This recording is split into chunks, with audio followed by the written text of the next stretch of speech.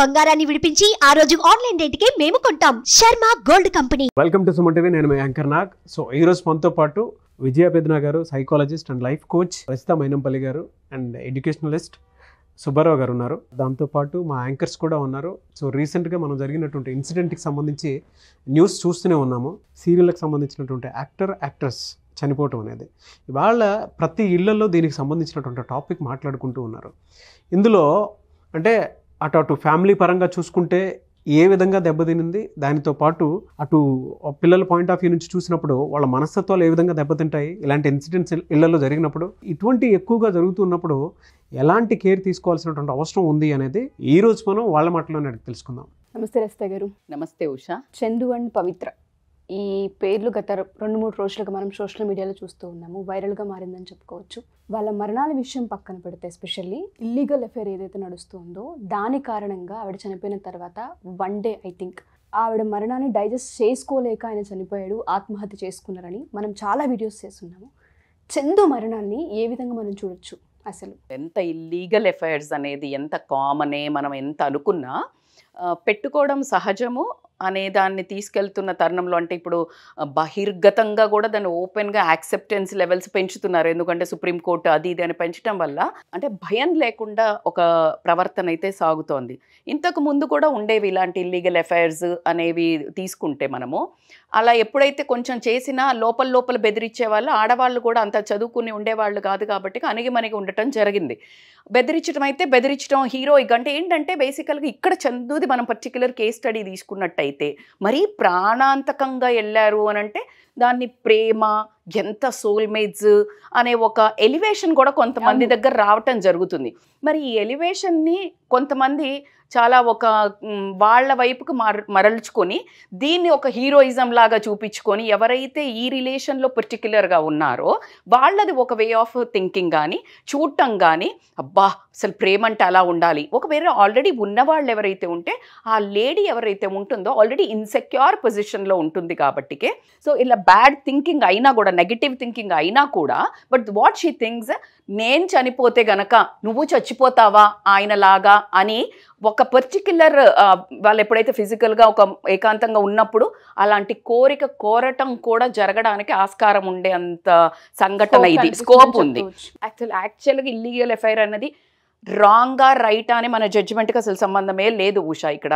ఎందుకు అంటే అది టోటల్లీ సనాతన కాలం నుంచి వస్తుంది. అది అది అది మనం మాట్లాడుకుంటూ పోతే అది వేరే స్టోరీ. బట్ ఇక్కడ ఏమైందంటే అప్పుడు ఎడ్యుకేషన్ లేకుండే లేడీస్కి కాబట్టికే వాళ్ళు గొంతెత్తి అరవకుండా అణిగి ఉండాల్సి వచ్చింది. బట్ ఈ కాలంలో ఏమవుతుందంటే డివోర్స్ చేయటం, వెళ్ళిపోవటం వాళ్ళది వాళ్ళు అనేది జరిగింది. సో అలా కాకుండా ఇక్కడ కొంచెం దాని కోణంగా భిన్నంగా ఏంటంటే ఆ అమ్మాయి కుటుంబ పరంగా కానివ్వండి ఏదన్నా కానివ్వండి శిల్ప కొంచెం ఓపిక, టూ మచ్ టాలరెన్స్ లెవెల్ ఉండటం వల్ల, ప్రేమ ఉండటం వల్ల ఈ అబ్బాయికి చందుకి ఏమైందనంటే ఆ ఏదైతే ఆ అమ్మాయి వీక్నెస్ ఈయనకి స్ట్రెంత్ అయింది. Because she doesn't go out of the way. వెళ్ళినా కూడా ఈమె హయాంలోకి వచ్చేసాడు మొత్తం. ఎందుకు అనే కారణాలు మనకి నన్ ఆఫ్ అవర్ బిజినెస్ అని అంటాను నేను. ఎందుకు అంటే దానికి ఒకటి ఫిజికల్ లస్ట్ ఉండే వాళ్ళు చెప్తారు, బలుపెక్కి కొవ్వెక్కి అంటారు. రెండో వాళ్ళు వచ్చేసి ప్రేమ, ఆ సంఘం వాళ్ళు చెప్తారు ఎంత ప్రేమ, ఎంత సోల్మేట్స్ అంటారు. లేదు ఇంకొక వర్గం వచ్చేసి అప్పుడు ఆయన పడిపోతున్న టైంలో ఆయనకి ఇచ్చింది కాబట్టి, స్కోప్ ఇచ్చింది కాబట్టి మూవీ ఇండస్ట్రీలో, వాట్ ఎవర్ ద ఫిల్మ్ ఇండస్ట్రీలో, సో కాబట్టి అతనికి గ్రాటిట్యూడ్ అంటారు. మీరు ఏది ఏ యాంగిల్లో తీసుకున్నా తప్పే. అట్ ద సేమ్ టైము నువ్వు ఆ కాన్షియస్ అంటే సెన్సెస్ అన్నీ కోల్పోయి ఆయన ఈమెకి మొత్తం అంటే లైక్ వాళ్ళిద్దరూ సోల్మేట్స్ అని వాడడం నాకు ఇక్కడ కొంచెం ఇబ్బందికరమైన వాడాల్సి వస్తుంది. ఎందుకంటే ప్రొద్దున లేచినప్పటి నుంచి దే ఆర్ టుగెదర్ అంటే ఆమె ఒక సంఘటన నుంచి బ్యాక్గ్రౌండ్ నుంచి వచ్చింది, పెయిన్ఫుల్ హిస్టరీ ఉంది అంటున్నారు. అది ఎంతవరకు మళ్ళీ బాగానే ఉన్నామంటున్నారు మనకు అది కూడా తెలియదు. సో ఈ ఎమోషనల్ బాండింగ్ ఎక్కువైంది. నాకు దెబ్బ తగిలింది, నీకు దెబ్బ తగిలింది, జోగి రాసుకుంటే బూడిద రాలింది. సో నాకు ఇక్కడ ప్రొఫెషనల్ కష్టాలు ఉన్నాయి, ఈమెకి వచ్చేసి హస్బెండ్ దగ్గర ఎమోషనల్ కష్టాలు ఉన్నాయి. సో ఈ రెండు కలిపి ప్రాపర్ సెటప్ ఏర్పడింది. సో ఒక్కరికొకరికి వాక్యూమ్ ఏదైతే ల్యాకింగ్ ఉందో దిస్ బోత్ ఆర్ లైక్ మంచిగా పేరప్ అయ్యిండ్రు. దానికి వాళ్లకు బయటకి కను తిప్పి చూసి తప్పు అని చెప్పుకోలేనంత ఆ రంగుల ప్రపంచంలోనే ఉండటం జరిగింది. When they are away from the society కొంచెం ఇబ్బంది అయ్యేది. వాళ్ళు ఉండేది ఏంటంటే it is behind the camera, అక్కడంతా ఇవన్నీ జాయజ్, like it is very common. The పక్కన ఇంకొక రంగుల ప్రపంచంలో everybody has that affairs. So it is a quite common అనటం వల్ల వాళ్ళకి ఆ గిల్ట్ని కూడా ఎక్కువ వాళ్ళకి తీసుకోలేదు, వాళ్ళకి రాలేదు అసలు ప్రాబ్లం రాలా. ఎప్పుడైతే ఆవిడ చనిపోయిందో sudden shock of his life ఆగిపోయింది. బికాజ్ ఇప్పుడు ఈయన రియల్ ప్రపంచాన్ని ఫేస్ చేయాలి. గిల్ట్, షేమ్ అయి ఉండొచ్చు, ఏదైనా కావచ్చు. ఇలాంటి ఉద్దేశంతో ఫేస్ చెయ్యలేక అతను చనిపోయాడండి. కానీ దీని మెసేజ్ ఏంటంటే ఆ సూసైడ్ చేసుకోకుండా డ్రిఫ్ట్ అయ్యి పిల్లల వైపు వంక తప్పితే కనీసం మానవత్వంగా ఒక మనిషిగా మిగిలేవాడు. అంటే ఈ చేసిన తప్పుకి ప్రాయశ్చిత్తం అంటారు కదా, అది ఒక మెసేజ్ అన్న ఉండేది.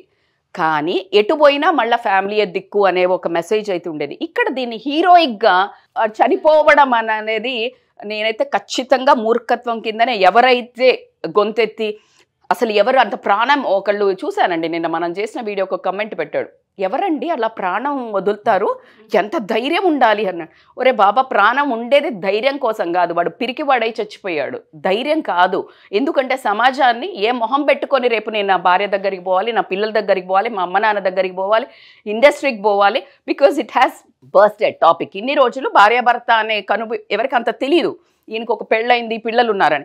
Now his image has gone out. So he doesn't have that guts to face the society or family members. అందుకని అతను తీసుకున్నాడు. కానీ దీన్ని మీరు అనుకున్న కోణంలో సెలెక్టివ్ లిసనింగ్, సెలెక్టివ్ అబ్జార్ప్షన్ లాగా హీరోయిక్గా ఇల్లీగల్ రిలేషన్లో కూడా నిజాయితీ అని ఆల్రెడీ చేసిన ఒక మూర్ఖత్వమైన పనిని, బంధాలను మోసం చేసి వచ్చి పిల్లలను బాధ్యతలను విస్మరించి మీ శరీర సుఖాలకు అనుకోండి, ఏదైనా అనుకోండి, అలా చెయ్యకుండా ఇది ఒక మంచి కనువిప్పు అని అయితే అనుకుంటాను. మనకు ఆల్రెడీ కమెంట్స్ కూడా పెట్టారు. మీ వీడియో ఇది చూసిన తర్వాత మేము ఇల్లీగల్ రిలేషన్ నుంచి బయటికి రావడానికి ట్రై చేస్తున్నాం. దట్స్ అ వండర్ఫుల్ గట్స్ ఉన్న ఎవరో పెట్టారు. I really admire and we love to see that kind of comments ఇంకా కూడా అని నేను ఎక్స్పెక్ట్ చేస్తున్నాను ఉషా. సో బేసికల్గా దీన్ని ఎట్టి పరిస్థితుల్లో ఈరోజు సుమన్ టీవీ వాళ్ళు always they taken efforts to give one message to the conclusion to this. అంటే మీరు ఎంతసేపు చనిపోయిన దాని మీద ఏం వ్యూస్ కోసం చేస్తున్నారని చాలామంది రాస్తుంటారు, బట్ దట్ని నేను ఎంకరేజ్ చేయను. We do so much of work అండి. ఎందుకంటే దీన్ని తీసుకొని మీరు ఎక్కడెక్కడో ప్రయాణాలు ఎటెటో దిశగా వెళ్తుంటే ఒక చిన్న ఒక సొసైటీ లాగా ఫామ్ అయ్యి ఒక క్లబ్ లాగా మీకు ఒక ఐడియా ఇవ్వడానికే తప్పించి దీని వ్యూస్ కోసం అని చూడకండి. కమింగ్ టు ద పాయింట్, ఇక్కడ రెండు వర్గాల నుంచి ఆలోచిస్తే మగాళ్ళకైతే ఇది ఖచ్చితంగా దీన్ని ఏదో హీరోయిక్ అయితే చూసుకొని వెళ్ళి జీవితాన్ని ప్రతి ఒక్కళ్ళు 98% తిట్టుకునే వాళ్ళే. Chandu is not a heroic performance here.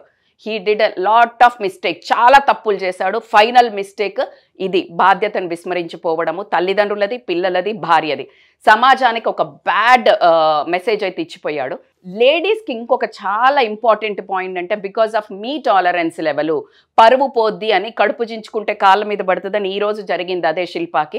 ఇన్ని రోజులు ఎప్పుడైతే నీకు అంత ఘోరంగా నిన్ను ఫిజికల్ అబ్యూస్ చేస్తుంటే ఒక హెచ్ఆర్గా ఉద్యోగం చేస్తున్న అమ్మాయి అంత నోరు మూసుకొని ఉండాల్సిన అవసరం ఏంది అనేది నాకు ఇప్పటికీ అర్థం కాలేదు.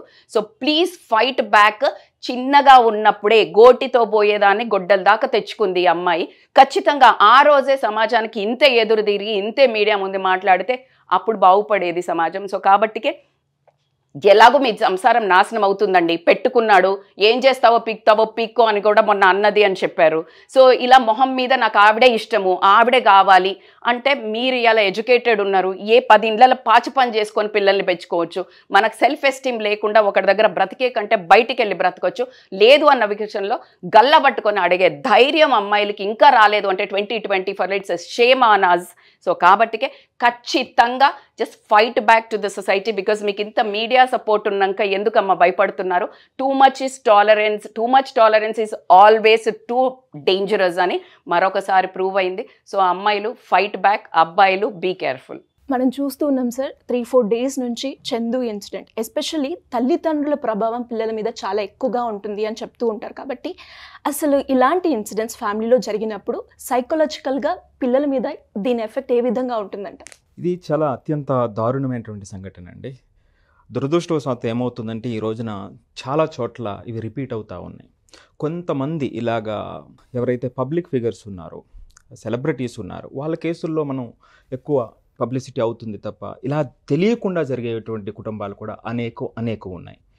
సో ఒక కుటుంబంలో మరణం అనేటువంటిది తీరని శోకాన్ని ఇస్తుందండి ఆ కుటుంబానికి. మరణాలు మన కాంటెక్స్ట్ కోసం, అంటే ఇక్కడ మనం అర్థం అవడం కోసం, ఒక రకంగా మొట్టమొదటిగా యాక్సిడెంట్ జరిగేటువంటిది, రెండవది ఆరోగ్యరీత్యా హఠాత్తుగా చనిపోయేటువంటి మరణం, మూడవది ఫైనాన్షియల్ డిస్టర్బెన్సెస్ వల్ల హత్యకు ఆవించబడటం లేదా ఆత్మహత్య చేసుకోవడం, నాలుగవది వివాహేతర సంబంధాలు. మొదటి రెండూ కూడా అనుకోకుండా జరిగినటువంటి సంఘటనలు. అక్కడ ఆ కుటుంబంలో ఉన్నటువంటి తీవ్రతను బట్టి వాటి గాయాలు లోతుగా ఉంటాయి. కాకపోతే కొన్ని రోజులు అయ్యేటప్పటికి ఆ కుటుంబం అంతా అర్థం చేసుకుని మరలా సామాన్య స్థితికి రావడానికి ఎక్కువ అవకాశాలు ఉంటాయి. ఇక 3, 4 కారణాలు చూసినప్పుడు ఫైనాన్షియల్గా ఇబ్బంది పడి హత్య కానీ ఆత్మహత్య కానీ, కొన్ని సందర్భాల్లో మొత్తం కుటుంబం అంతా కూడా ఆత్మహత్యలు చేసుకునేటువంటి పరిస్థితి ఉంది. ఇక నాలుగవది అత్యంత దారుణం, ఈ రోజున సమాజాన్ని పట్టి పీడిస్తున్నటువంటి సమస్య వివాహేతర సంబంధాలు.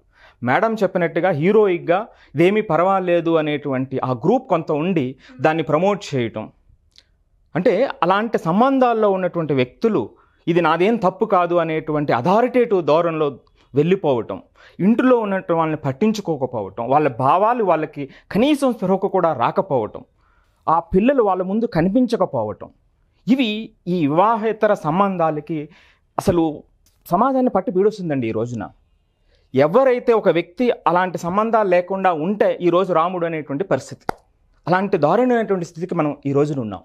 ఇక ఈ 4వ సందర్భం 3వ సందర్భంలో మరణం సంభవించినప్పుడు అత్యంత దారుణమైనటువంటి స్థితి ఆ పిల్లలకి, ఆ కుటుంబానికి కలుగుతుందండి.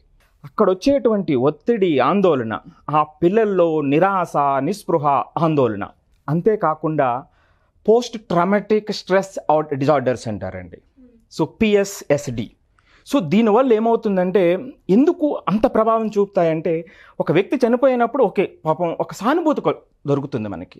మన సాంప్రదాయం ప్రకారం కూడా 14 రోజులు వాళ్ళు ఏ పని లేకుండా ఇంటి దగ్గర ఉంటే మనకు కావలసిన వాళ్ళందరూ పిలుపు లేకుండా వచ్చేటువంటి సందర్భం అది.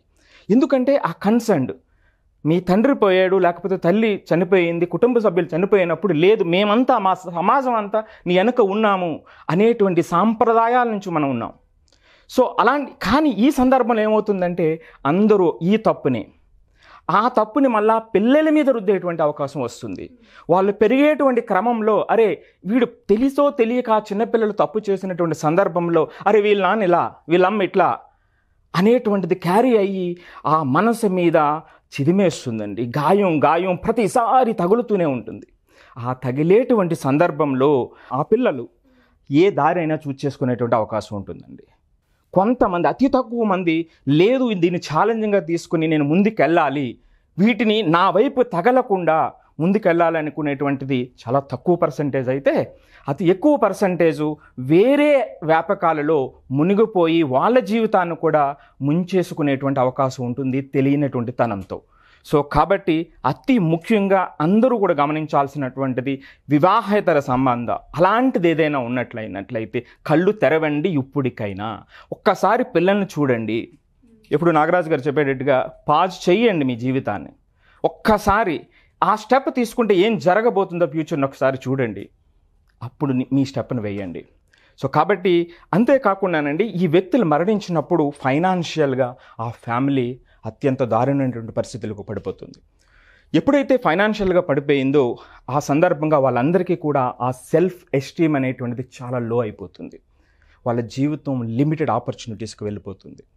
సో ఇలాంటి సందర్భంలో కొన్ని సందర్భాల్లో పెద్దవాళ్ళ నుంచి, అంటే గ్రాండ్ పేరెంట్స్ నుంచి, వేరే కుటుంబం నుంచి, సభ్యుల నుంచి ఒక సపోర్ట్ దొరికితే ఓకే. కానీ ఈ రోజున న్యూక్లియర్ ఫ్యామిలీస్లో అది కూడా దొరకనటువంటి సందర్భాలే ఎక్కువ ఉన్నాయండి. సో కాబట్టి ప్రతి ఒక్కరూ కూడా ఇది ఎవరు చందు పవిత్ర వీళ్ళు ఆ శిల్ప వ్యవహారం అని కాదండి. సో ఇది జరిగింది. సో ఇలాంటి సంఘటనల నుంచి మనం నేర్చుకొని అక్కడ ఉన్నటువంటిది ప్రేరణ. సో అలాంటి సందర్భం ఎదురైతే ఎటువంటి జాగ్రత్తలు తీసుకోవాలనేటువంటి ఆలోచన ధోరణిలో ఉండాలి అనేటువంటిది మన ఉద్దేశం తప్ప దాన్ని మరలా వేరే రకంగా చెప్పడం అనేటువంటిది కాదండి. ఎస్పెషల్లీ ఇలాంటి ఇన్సిడెంట్స్ ఫ్యామిలీలో జరిగినప్పుడు పిల్లల మీద దీని ప్రభావం ఎలా ఉంటుంది సార్? పర్టికులర్లీ అండి ఇప్పుడే మనం చెప్పుకున్నాం, వాళ్ళకి ఒక ఒత్తిడి పెరిగిపోతుంది, జీవితం మీద ఒక నిరాశ వస్తుంది, చుట్టుపక్కల సమాజం కూడా ఒక ముద్ర వేస్తుంది, వీడు ఇటువంటి కుటుంబం నుంచి వచ్చాడు అనేటువంటిది. ఈ ఒత్తిడి ఏం చేస్తుందంటే అకాడమిక్ పెర్ఫార్మెన్స్ని కంప్లీట్గా డిక్లైన్ చేస్తుంది. ఎందుకు చేస్తుంది? అసలు మనం దృష్టి పెట్టాలి కదండి. సో ఆ ఫోకస్ లేకపోతే ఏమవుతుందంటే అసలు మనం ఫోకస్ లేనప్పుడు ఏం చెప్పినా ఏం చదివినా ఎక్కనటువంటి పరిస్థితి. సో మనం ఎంత చెప్పినా సరే, ఎంత జాగ్రత్తలు చెప్పినా సరే, ఈ ఆలోచనలు పాపం ఆ పశు హృదయాలలో తిరుగుతూనే ఉంటాయండి చిన్నపిల్లలైనప్పటికీ కూడా. సో కాబట్టి అకాడమిక్ యాక్టివిటీ అనేటువంటిది తగ్గిపోతుంది, అది డిక్లైన్ అవుతుంది. ఎప్పుడైతే తగ్గిపోయి డిక్లైన్ అయ్యిందో అప్పుడు సమాజం నుంచి, అంటే అతను ఉన్నటువంటి ఆ క్లాస్ నుంచి లేదా స్కూల్ నుంచి అతను సెకండరీ స్టూడెంట్ స్థాయికి వచ్చేస్తాడు. అంటే ఇతను చదువు కూడా చదవట్లేదు, ఆ విద్యార్థి చదువు కూడా చదవట్లేదు అనేటువంటి, అంటే ఆ ఎప్రిషియేషన్ లేకుండా పోతుంది.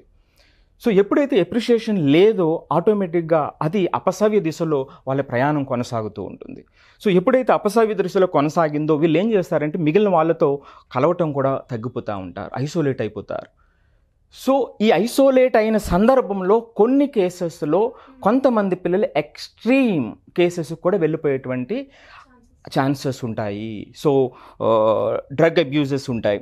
సో డ్రగ్స్ తీసుకోవడం కానివ్వండి, లేదా వేరే యాక్టివిటీస్లో ఇన్వాల్వ్ అయిపోవడం కానివ్వండి, ఏదో రకంగా నేను వెళ్ళాలి అనేటువంటిది, వేరే వాళ్ళతో సంబంధం ఉండదు, షేర్ చేసుకునేటువంటిది తగ్గిపోతుంది.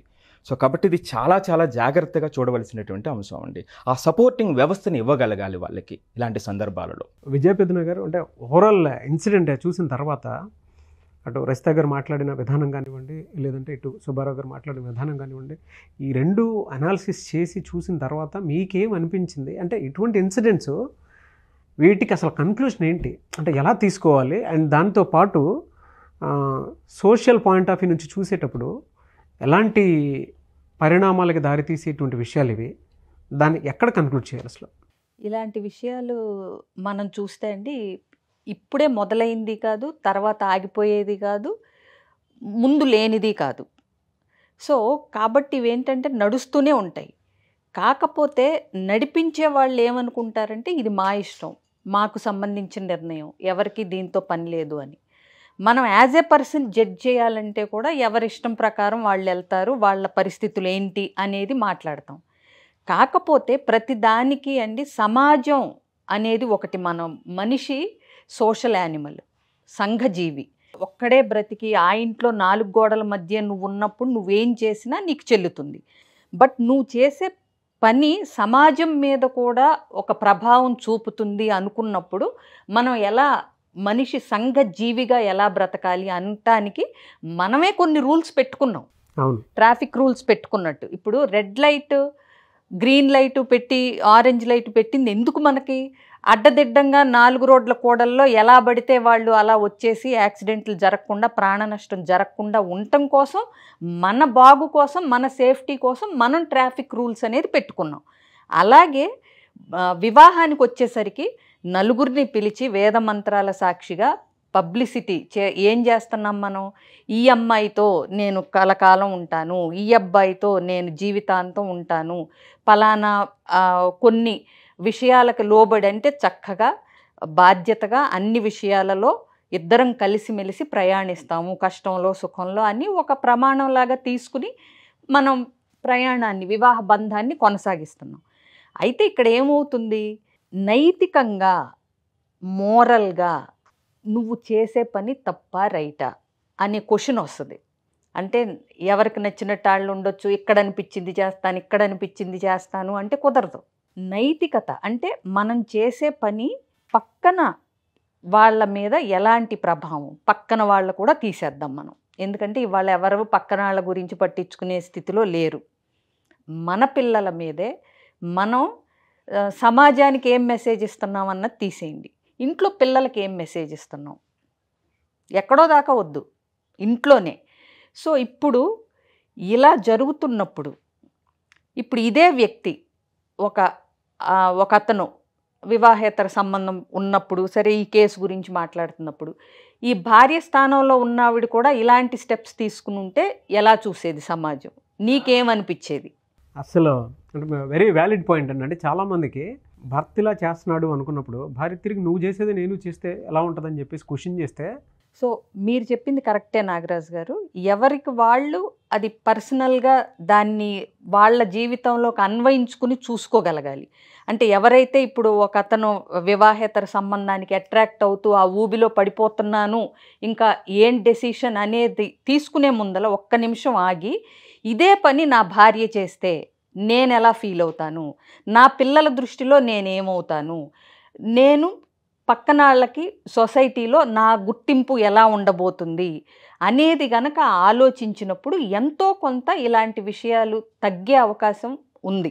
సో ఇంకొకటి, మనం ఓవరాల్గా చూసుకుంటే గనక ఇందాక సుబ్బారావు గారు చెప్పారు, పిల్లల మీద ఎట్లాంటి ఎఫెక్ట్ అనేది ఇప్పుడు అందరిలోకి ఎవరు ఎలా ఉన్నారు పక్కన పెడితే ఈ ప్రస్తుతం మనం మాట్లాడే కేస్ స్టడీ విషయంలో చూసుకుంటే అందరికంటే ఎక్కువ వల్నరబుల్ పొజిషన్లో ఉంది, దయనీయ స్థితిలో ఉంది పిల్లలని చెప్పుకోవచ్చు.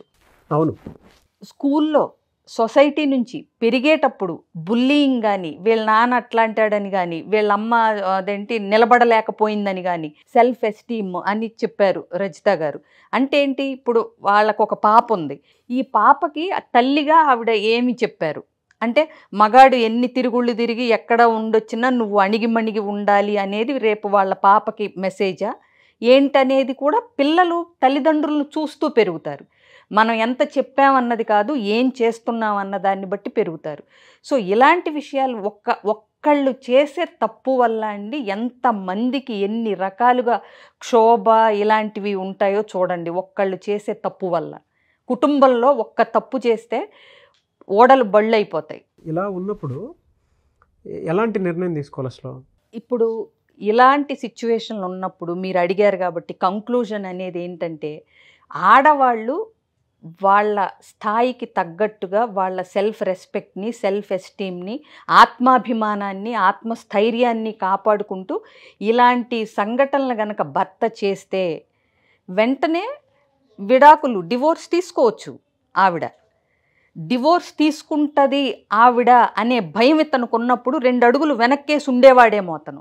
ఈవిడ ఎలా అయినా పడి ఉంటుంది కాబట్టి గ్రాంటెడ్గా తీసుకుని ఉండొచ్చు. మీకు అర్థమైందా? సో ఇప్పుడు విడాకులు దాకా వెళ్తున్నప్పుడు సమాజంలో ముందే పబ్లిసిటీ వచ్చేది వీళ్ళ కేసుకి. అవును, పలానా వ్యక్తి భార్య విడాకులు తీసుకుంటా ఉంది, అతనుకున్న ఎక్స్ట్రా మ్యారిటల్ అఫైర్ వల్ల అని. హుందాగా కూడా ఉంటుంది. ఈవిడ రైట్స్ని ఈవిడ కాపాడుకునేది, ఈవిడ పిల్లలకి ఈవిడ ఒక మంచి ఎగ్జాంపుల్ అయ్యేవారు. అట్లాగే సొసైటీలో అతని తప్పు ఏంటి అనేది ముందే ఎగ్జిబిట్ అయ్యేది. సో ఇన్ని రకాలుగా ఈవిడ తన స్థానాన్ని నిలబెట్టుకోవటానికి కృషి చేసిన ఆవిడ అయి ఉండేది. వేరే లేడీస్కి కూడా ఒక ఇన్స్పిరేషన్ కింద ఉండేవారు ఆవిడ. వాళ్ళ how much is too much అనేటువంటి దానికి best example. She is very educated అండి. She is HR. తనకి జాబ్ పెట్టించింది భర్తకి, మరి ఆవిడ మీద గ్రాటిట్యూడ్ లేదు. ఈవిడ మీద సినీ రంగానికి బుల్లితెరకి ఆపర్చునిటీ ఇచ్చినందుకు ఈ గ్రాటిట్యూడ్తో ప్రాణమే వదిలేశాడు. ఈవిడ మోడలింగ్లో ఈవిడ మొట్టమొదటిగా పరిచయాలు ఉన్నాయి ఈవిడికి. ఇతనికి తర్వాత మోడలింగ్లు చేయాలన్నప్పుడు మొట్టమొదట పునాదేసింది ఈమె వైఫే, శిల్ప గారే చూపించింది. అవునంట. బట్ ఏదేమైనా సరే బాధాకరం. సో ఇలా చూస్తున్నాం కదా మనం. ఇదే విషయం ఒకవేళ అంటే ఇప్పుడు మేము కొద్దిగా ఒక అనుభవంతో ఒక జీవితాన్ని కొంచెం చూసిన వాళ్ళం కాబట్టి మా అభిప్రాయాలు మేము చెప్పాం. ఇప్పుడు ఒకవేళ మిమ్మల్ని మాట్లాడమంటే మీరేం చెప్తారు నాగరాజు గారు? నేను చాలా దారుణం అని చెప్తానండి దీని మీద. ఎందుకంటే ఇందాక రజిత గారు మాట్లాడిన పాయింట్ ఆఫ్ వ్యూ నుంచి చూసినప్పుడు ఒక కోణంలో హీరోయిక్గా తీసుకుని ముందుకెళ్ళిపోయేటువంటి వాళ్ళు ఉన్మాదంలోకి వెళ్ళి ఇక్కడ భార్యను నెగ్లెక్ట్ చేసి ఇక్కడ జీవితాన్ని నాశనం చేసి ఇక్కడ జీవితాన్ని నాశనం చేయటమే కాకుండా అక్కడ కూడా జీవితాన్ని నాశనం చేసేస్తారు. వీళ్ళు ఒక చోట ఆగరిల్లు, ఒక చోట ఆగే మనుషులు అయితే ఇంకొక రిలేషన్షిప్లో అడుగు పెట్టరు అంత ధైర్యంగా. సో దాంట్లో ఏ డౌట్ లేదు. దాన్ని ఏ రకంగా చూసుకున్నా కూడా ఇట్స్ లీగల్. దాన్ని మనం ఏ రకంగానూ సపోర్ట్ చేయలేము. సెకండ్, ఇందాక మీరు అన్నట్లు పిల్లల పాయింట్ ఆఫ్ వ్యూ నుంచి వచ్చేటప్పుడనే ఎంత దారుణంగా ఉంటుందనంటే, బెస్ట్ ఎగ్జాంపుల్ నాకు సంబంధించింది నేను చెప్తాను. మా ఇంట్లో మా అక్క బావ వాళ్ళ గొడవలు జరిగినప్పుడు నేను నెక్స్ట్ డే ఎగ్జామ్ అని అంటే దాని ఎఫెక్ట్ నా మీద చాలా బలంగా పడేది. అంటే రాయడానికి కూడా నాకు మనసు సహకరించేది కాదు. ఓపెన్గా నేను చెప్తున్నాను. అంటే ఎంత దారుణంగా ఉంటుంది అని అంటే, ఇళ్లలో చిన్న చిన్న గొడవలు అయితేనే, ఈవెన్ మా అమ్మ నాన్న గొడవ అయినా సరే నేను ఆ రోజు స్కూల్కి కానీ కాలేజీకి కానీ వెళ్ళేటప్పుడు 10 సార్లు ఆలోచించుకుంటాను. నేను వాళ్ళ ఇంట్లో ఎక్కడ గొడవ పడతారు, ఏ విధంగా ఉంటుందని చెప్పేసి, అంటే అంత దారుణమైనటువంటి ట్రామాలోకి వెళ్ళిపోతాము. ఇందాక మీరు చెప్పిన దాంట్లో నాకు కన్క్లూషన్ బాగా నచ్చింది ఏదైనా ఉంది అని అంటే, ఇంకొక లైఫ్లో మనం ఎంటర్ అవుతున్నాము అనుకున్నప్పుడు ఇక్కడ బంధానికి సంబంధించినటువంటి దాంట్లో ఎంత గ్రాటిట్యూడ్ చూపించాలో అంత గ్రాటిట్యూడ్ చూపించండి. ఏమి ఇవ్వాలో అది ఇవ్వండి. లేదు నాకు నా మనసుకి ఇది కరెక్ట్ కాదనిపిస్తుంది, నేను వేరే వాళ్ళ షూలోకి నేను అడుగు పెడదాం అనుకుంటున్నాను అని చెప్పి హుందాగా ఇక్కడ ఏమి ఇవ్వాలో అది ఇచ్చి ఎంతవరకు చెప్పాలో చెప్పి నచ్చ చెప్పుకొని ఒక రిలేషన్షిప్ని బ్రేక్ చేసుకుని అవతల వైపు వెళ్తే చాలా బాగుంటుంది. అలానే కాకుండా ఈ ఈ ఈ పిల్లల జీవితాలు నాశనం చేసేసి, వీళ్ళని నమ్ముకొని వచ్చిన వాళ్ళ జీవితాలు నాశనం చేసేసి, దాని తర్వాత ఇంకొకళ్ళ జీవితంలోకి ఎంటర్ అయ్యేటప్పుడు వాళ్ళ జీవితాలు నాశనం చేసేసి, ఒకడి వల్ల 3 ఆస్పెక్ట్లో జీవితం నాశనం అవుతుంది. ఎగ్జాక్ట్లీ అండి, మీరు అన్న పని చేస్తే ఇవాళ మనం ఇది ఇలాంటి మాట్లాడే సందర్భాలే రావు అసలు. ప్లస్ ఇంకొకటి చక్కగా లీగల్గా ఓపెన్గా గౌరవంగా నీ రెండో ప్రయాణాన్ని కొనసాగించవచ్చు. అప్పుడు అది ఎఫ్ఐఆర్ కింద అవ్వదు, ఈవిడ్ని అన్యాయం చేసినట్టు అవ్వదు, అన్ని రకాలుగా బాగుంటుంది కదా. ఎవరు తెలుసా అండి మ్యామ్, అవ్వ కావాలి బువ్వ కావాలి అని ఇక్కడ ఇది కావాలి ఇమేజ్, అంటే పెళ్ళైన వాడితో ఉన్నట్టు, బట్ మళ్ళీ ఈ రొమాంటిక్ లైఫ్ కూడా కావాలి. ఏదో ఒకటి అన్నప్పుడు చూస్ చేసుకోలేకపోతున్నారు వీళ్ళు. అదే ఈ రెండు కావాలనుకునే వాళ్ళకి hybrid relationship. Exactly hybrid relationship I can say. Shri గారు, ఇప్పటి వరకు మనం మాట్లాడుకున్నాం, చాలా విషయాలు మాట్లాడుకున్నప్పుడు మీ వెర్షన్లో ఏం చెప్తారు పిల్లల విషయం గురించి? అంటే ఇప్పుడు దాకా మనకి జరిగిన గ్రూప్ డిస్కషన్ నుంచి సార్, అంటే ఒకరు డైవోర్స్ తీసుకుంటే బెటర్ ఆప్షన్ అని మనకి మేడం గారు చెప్పడం జరిగింది. ఇంకొకరు ఆ మూమెంట్ని అక్కడే స్టాప్ చేస్తే బాగుండు అని. కానీ ఒక్కసారి చూస్తే ఏ ప్రభావం పేరెంట్స్ ఏ విధంగా ఉంటే దాని ఇంపాక్ట్ పిల్లల మీద ఉంటుంది, అది మంచి అయినా చెడైనా. కానీ ఇక్కడ చాలా వరకు ఎఫెక్ట్ అయింది పిల్లలు. కాబట్టి ఒక స్టెప్ మనం తీసుకుంటున్నాము అంటే నాకు ఫ్యామిలీ ఉంది, నాకు పిల్లలు ఉన్నారు అన్న ఆలోచన ఎప్పుడైతే ఆ ఇంటెన్షన్ వాళ్ళకు వస్తుందో ఆ స్టెప్ తీసుకోవడానికి ధైర్యం చేయరు అని అనిపించింది. ఒకవేళ ఆలోచన ఉంటే లైక్ ఫస్ట్ వాళ్ళతోటే ఆపేయడం అనేది ఇంకా బెటర్. బికాస్ సెకండ్ ఎవరైతే క్యారీ ఫార్వర్డ్ చేస్తున్నారో అది ఇంకా ఎక్కువ ఉంటుంది. అది సొసైటీలో కావచ్చు, ఎడ్యుకేషన్ పరంగా కావచ్చు, లేదు అంటే ఫ్యామిలీలో కావచ్చు. ఆ చిన్న చూపు అనేది ఏ మనిషికైనా తట్టుకొని భారం అని చెప్తాను. కరెక్ట్ అండి. ఆ ప్రమాదాన్ని చాలా వరకు తగ్గించిన వాళ్ళం అవుతాం. ఏ కేసులో అయినా ప్రమాదం అయితే ఉంటుంది, ఇక ఆ సందర్భంలో ప్రమాదాన్ని నివారించలేం కానీ తగ్గించగలం. Yes. So Usha, as it is మనం నిన్నటి నుంచి చేస్తానే ఉన్నాం ఈ వీడియోస్. అదే again it is a marathon లాగా. బికాస్ ఇందులో నేను ఫస్ట్ వీడియోలో చెప్పినప్పుడు it has a lot many tracks, చాలా ట్రాక్స్ నడుస్తున్నాయి. ఒక యాంగిల్ కాదు, ఒక మనిషి కాదు, ఒక టాపిక్ కాదు, ఒక ఆత్మహత్య కాదు, ఎన్నో హత్యలు, ఎన్నో ఆత్మహత్యలు ఇప్పుడు జరిగాయి. ఇందులో కనిపించే 2 హత్యలు కనిపిస్తున్నాయి.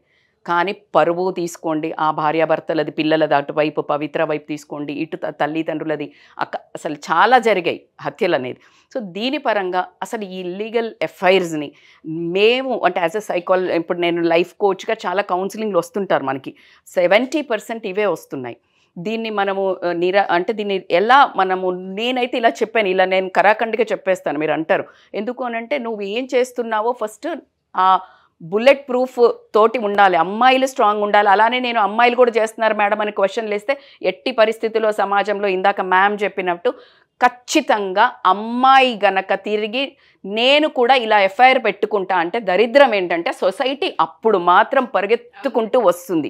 అదే అబ్బాయిది మాత్రం వీడు మొగాడ్రా అంటాడు, ఇదేం ఆడదిరా అంటాడు. చూడండి, modulation of voice and the way use, ఇలా ఈమెనేమో ఇలా ఇక్కడ కనిపిస్తుంది నీకు డెమాన్స్ట్రేషన్.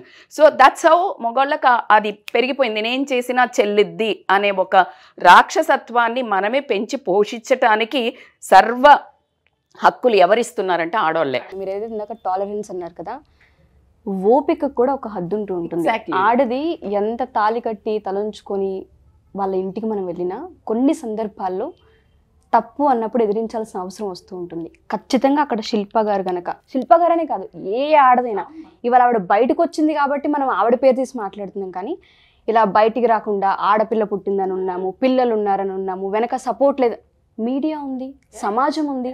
వాళ్ళు అదే రోజు బయటకు వచ్చి వాళ్ళొక చిన్న వీడియో బయటికి పంపించినా సమాజం మొత్తం నిలబడింది వాళ్ళ కాదు కోసం. మా వెళ్ళిందంట తను మహిళా మండలికి వెళ్తే చాలా క్లియర్ గా చెప్పారు. ఆ రోజు ఆవిడ డివోర్స్ తీసుకొని ఉన్నా చాలా బాగుండేది. Exactly. ఆమె హుందాతనం కాపాడుకునేది. వీడు ఏట్లోకి పోయినా ఎక్కడ పోయినా ఆ పిల్లలకి ఇంత ఎఫెక్ట్ పడేది కాదు కదా, మేము వదిలేసి వచ్చాము అనే ఒక గౌరవం కూడా నిలబడేది.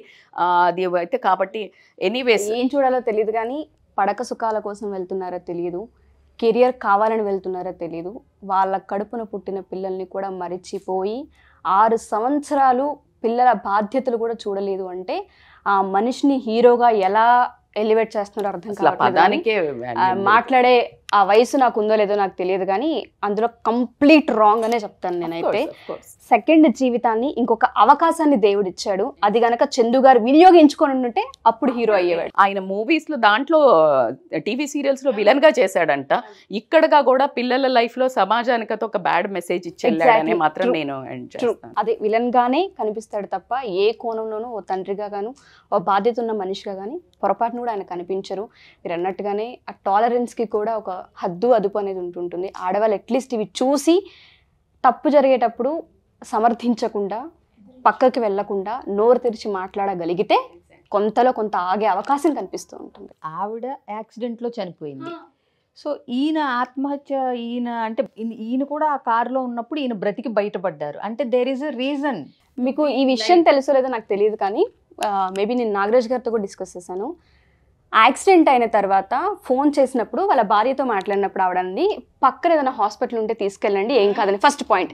సెకండ్ పాయింట్ ఏంటో తెలుసా, ఇంటికి వచ్చిన తర్వాత పెద్ద మనుషుల సమక్షంలో కూర్చోబెట్టి మీరేం చేసుకోవద్దు, మిమ్మల్ని చూస్తుంటే నాకు భయంగా ఉంది, నేను మొహం కూడా చూపించను, నా పిల్లలకి తండ్రిగా ఉండండి, ఎంత టైం తీసుకుంటారో తీసుకోండి, దయచేసి మీరు డిప్రెషన్లో ఉన్నారని నాకు అర్థమవుతుంది, మీ పెయిన్ని నేను అర్థం చేసుకుంటా, అంతవరకు నేను మొహం కూడా చూపించను మీకు, చావనని చెప్పాడంట. అంత ఏ భార్యకు ఉంటుందో ఓపిక? బికాస్ ఆయన తలదించుకునేరా, is guilt, shame, is unable to face the society. That is the only. ప్రేమ అనేది ఒకటి కావచ్చు, వాక్యూమ్ని తట్టుకోలేకపోయిండు. ఆయన సపోర్ట్ తీసుకుందాము అనుకునే పర్సన్స్ ఎవరు లేరు, ఎందుకంటే అందరినీ హర్ట్ చేశాడు. So no one was there. So అందుకని హీ డిడ్ంట్ గెట్ ఎనీ. అనుకున్నాడు, సపోర్ట్ ఉండింది, తీసుకునే ఒక మొహం ఆయనకి లేదు, మొహం చెల్లలేదు. పర్ఫెక్ట్. ఏదైనా భగవంతుడు ఇచ్చిన అవకాశాన్ని సద్వినియోగం చేసుకుని ఆయన మారిన మనిషిగా, భర్తగా, కొడుకుగా, తండ్రిగా ఇన్ని పాత్రలు పోషించాల్సిన బాధ్యత ఉంది. అంటే కనపడుతున్నారు కదా వీళ్ళందరూ పాత్రలు తీసుకుని ఉంటే అట్లీస్ట్ ఆవిడ చావు కన్నా ఒక అర్థం ఉండేది. ఆవిడ చనిపోయింది కదా, సో ఆవిడ పాత్ర అయిపోయింది అక్కడతో. ఈయన లైఫ్లో ఈయన పాత్ర కంటిన్యూ చేయాల్సింది, ఈయన బాధ్యతల్ని. కంప్లీట్ ఫ్యామిలీ ఎడ్యుకేషన్ అండి మా ఒపీనియన్. ఇది మీ ఒపీనియన్ ఏంటి అనేది మీరు కింద కామెంట్ బాక్స్లో పోస్ట్ చేయండి. ఏదైనా సరే సమాజంలో ఒక మంచి కోసమే మీతో పాటు మేము ఉన్నాము. అండ్ మాకు సలహాలు సూచనలు మీరు పంపించాలనుకున్నా కూడా పంపించవచ్చు. అండ్ మీ ఒపీనియన్ ఏదున్నా సరే కింద షేర్ చేయొచ్చు. Anyways thank you so much ma'am. Thank you so much అండి. Thank you.